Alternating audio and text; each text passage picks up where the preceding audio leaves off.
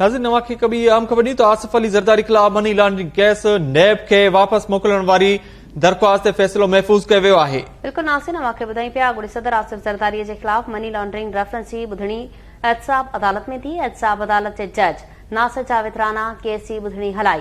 वकील दलील बि ॾिना। नेब आसिफ ज़रदारी ते 30 मिलियन जो इल्ज़ाम साबित नाहे थी सघियो। वकील फारूक एच नायक पारां आगाही ॾिनी वई।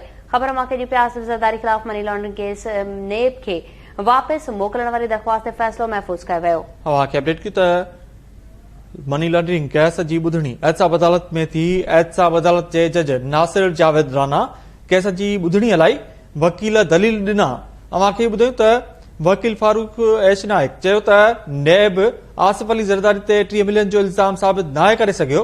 गवर्नर स्टेट बैंक बि उहो केस नैब ॾांहुं न मोकिलियो हो।